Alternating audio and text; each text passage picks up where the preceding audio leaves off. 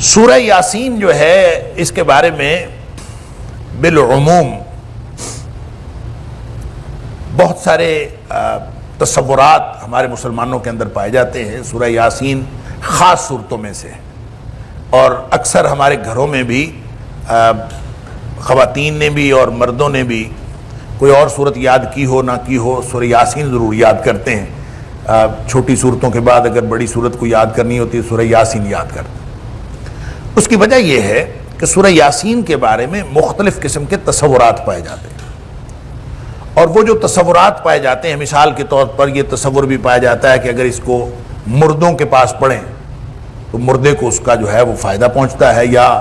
خاص طور پر جس کی جان نکل نہ رہی ہو اس کے پاس پڑھیں تو اس کی جان جلدی نکل جاتی ہے، تو فوت ہونے والے شخص کے پاس جو ہے سورہ یاسین پڑھنی چاہیے، یہ بھی ہے۔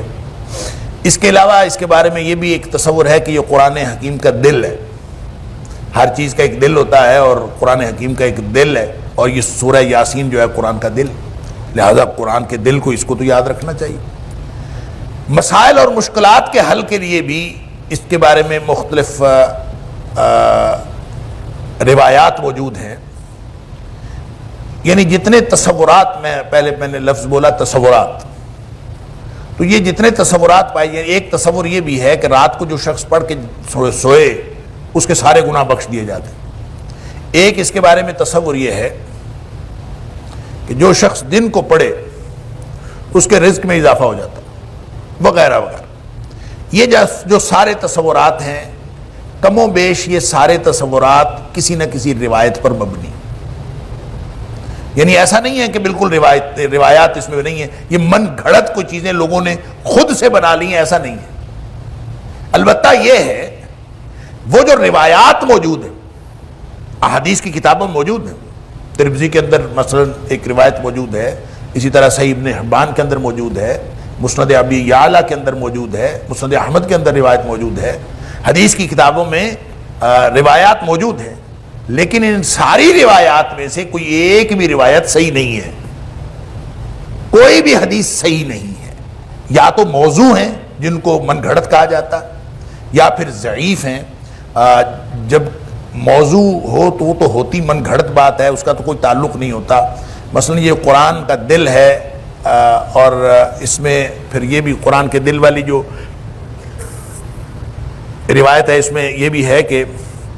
جو شخص اس کو ایک دفعہ پڑھ لے اس کو اتنا ثواب ملتا ہے جیسے اس نے 10 دفعہ قرآن پڑھ لیا۔ تو یہ روایت جو ہے اس کے بارے میں تو محدثین کا خیال ہے یہ موضوع ہے، بناوٹی، اور جب جو موضوع یا بناوٹی ہوتی ہے وہ اصل میں حدیث ہوتی نہیں ہے، وہ کسی نے من گھڑت ایک بات بنائی ہوتی ہے۔ محدثین کی دیانتداری ہے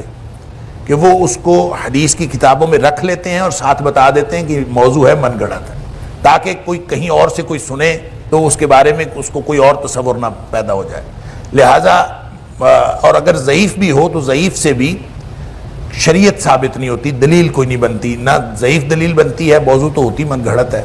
اس لیے ان ساری روایات کو ہم جب دیکھتے ہیں سورہ یاسین کی فضیلت میں، تو باوجود اس بات کے کہ روایات موجود ہیں، اس کی کوئی خاص فضیلت جو ہے وہ ثابت نہیں ہوتی۔ لیکن بہرحال ایک بات تو ہے کہ یہ تجربے سے لوگوں نے ہمیشہ اپنی مشکلات کا ازالہ کیا ہے سورہ یاسین کے ذریعے سے۔ لوگ جو ہے کوئی بھی مشکل ہو تو سورہ یاسین پڑھ کے اس کی آسانی کا علاج کرتے ہیں۔ تو کوئی شخص اگر اس کو علاج کے لیے، آسانی حاصل کرنے کے لیے ایک رقیہ کے طور پر، ایک علاج کے طور پر اس کو پڑھنا چاہے تو کوئی ممانعت نہیں ہے، یعنی ایسا نہیں ہے کہ کوئی شخص اس کو پڑھ ہی نہیں سکتا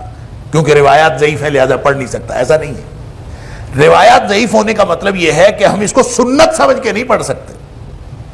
لیکن ویسے قرآن کی صورت ہے، اور قرآن کی صورت کو آپ کسی مقصد کے لیے کوئی تجربے سے ثابت ہوا ہو کسی شخص کو، اور وہ اس تجربے کی وجہ سے اس کو پڑھنا چاہے تو پڑھ سکتا ہے، کیونکہ نبی پاک صلی اللہ علیہ وسلم کا عمومی فرمان ہے کہ رقیہ کے لیے جب نبی پاک صلی اللہ علیہ وسلم مدینہ طیبہ تشریف لے گئے تو اس وقت لوگ جو ہیں اپنا اپنا رقیہ پیش کرتے تھے نبی پاک صلی اللہ علیہ وسلم پر کہ میں یہ دم کرتا ہوں کیا میں کر لیا کروں، میں یہ دم کرتا ہوں کیا میں کر لیا کروں۔ تو نبی پاک صلی اللہ علیہ وسلم نے کچھ لوگوں کے رقیہ سنے، اور آپ نے کسی کو کہہ دیا ہاں تم دم کر لیا کرو، تم کر لیا کرو، تم نہ کیا کرو، جو بھی آپ بتاتے جاتے تھے. پھر آپ نے ایک اصولی بات بتا دی. آپ نے فرمایا ہر وہ رقیہ جس کے اندر شرک نہیں ہے وہ جائز ہے. بات ختم ہو گئی. اس کا مطلب یہ ہے کہ قرآن پاک کی کچھ صورتوں کو آپ اپنی مرضی سے پڑھ لیں علاج کے لیے, کچھ صورتوں کو تعداد بنا کے پڑھ لیں, اتنی دفعہ سورہ اخلاص پڑھ لیں, اتنی دفعہ آیت الکرسی پڑھ لیں, اتنی دفعہ سورہ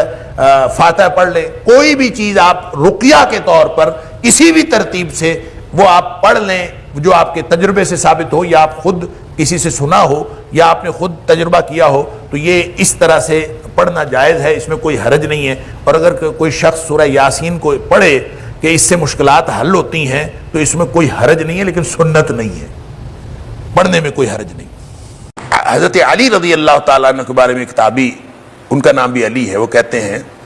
کہ میں نے حضرت علی رضی اللہ تعالیٰ عنہ کو دیکھا کہ انہوں نے بسم اللہ پڑھ کے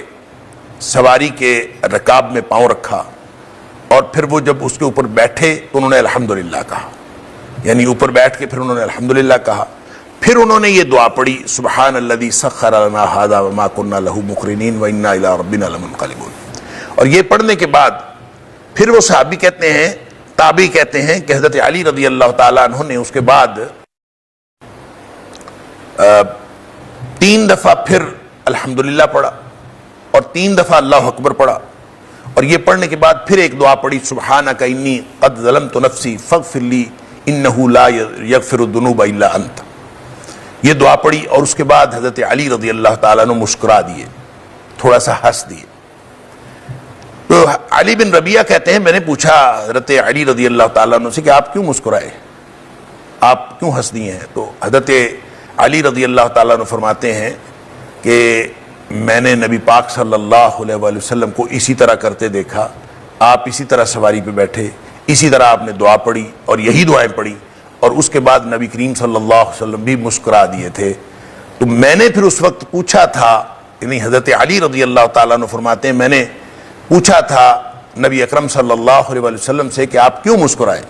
گویا علی رضی اللہ تعالیٰ جو مسکرائے ہیں وہ تو نبی پاک صلی اللہ علیہ وسلم کی سنت کے مطابق مسکرائے ہیں. نبی پاک صلی اللہ علیہ وسلم مسکرائے تھے, یہ بھی مسکرا دیں. تو کہتے ہیں کہ میں نے نبی پاک صلی اللہ علیہ وسلم سے پوچھا تھا کہ آپ کیوں مسکرائے ہیں, تو نبی پاک صلی اللہ علیہ وسلم نے فرمایا کہ تیرا رب جو ہے وہ تعجب کرتا ہے بندے پر جب بندہ کہتا ہے رب اغفر لی. اللہ اکبر, دعا ہے نا سبحانک انی قد ظلمت نفسی فاغفر لی انہ لا یغفر الذنوب الا انت. اللہ میں نے اپنی ذات پر جو ظلم کیا ہے, تو پاک ہے. سبحانک رب انی, سبحانک رب انی, یا اس میں رب کا لفظ بعض اوقات نہیں آتا, بعض روایتوں میں نہیں ہے. سبحانک انی ظلمت نفسی یا سبحانک انی قد ظلمت نفسی, اللہ تو پاک ہے, میں نے اپنی جان پر ظلم کیا. فاغفر لی,